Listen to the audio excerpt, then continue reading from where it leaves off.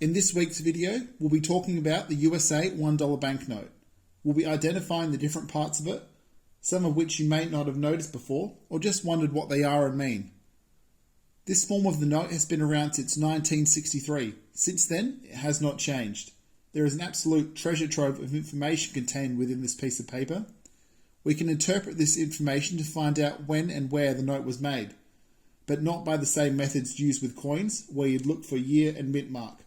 Refer to my previous video if you'd like to learn how to identify mint marks.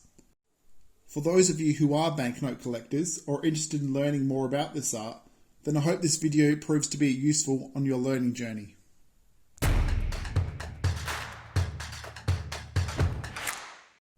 I'll glaze over the obvious features. You've got the picture of George Washington here, listing the Federal Reserve of the USA along the top, the denomination at each of the corners, and in writing in the middle bottom, and under the Department of Treasury stamp there. Location in Washington. And here it gives the spiel about it being legal tender to settle all public and private debts within the USA. Now, on to some of the more inconspicuous parts. Here is the Federal Reserve seal, and it indicates which of the 12 Federal Reserves was responsible for this particular note. You can see that this one has the letter K that corresponds with the Federal Reserve in Dallas. You can also see the circular words around the letter. You'll also see the K at the start of the serial numbers, shown on each side.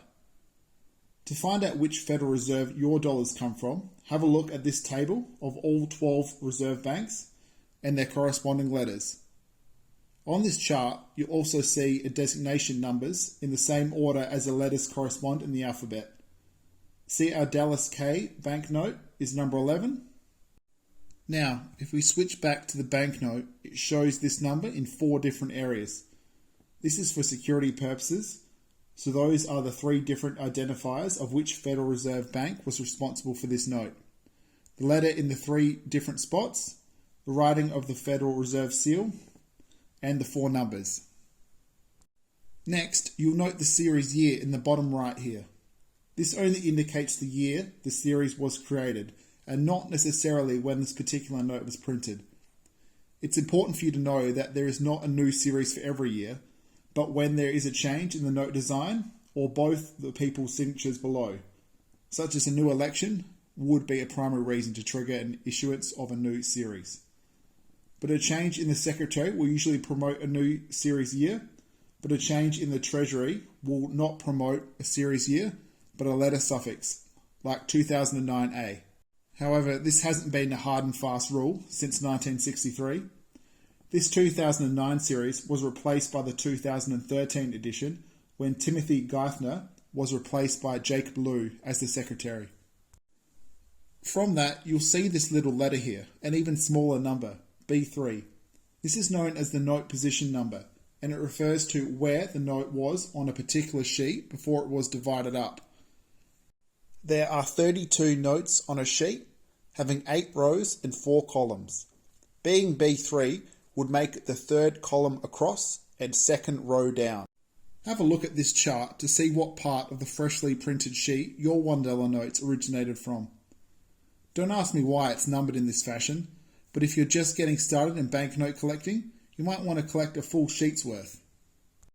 However, it's also important to note that in 2014, they began printing $1 notes on sheets of 50, with 10 rows and 5 columns. Next up is the plate number, which is right here. As with this one, if there is an FW before this number, then it means the note was printed in Fort Worth, Texas, at the Bureau of Engraving and Printing. Notes have been printed here from the series 1988A.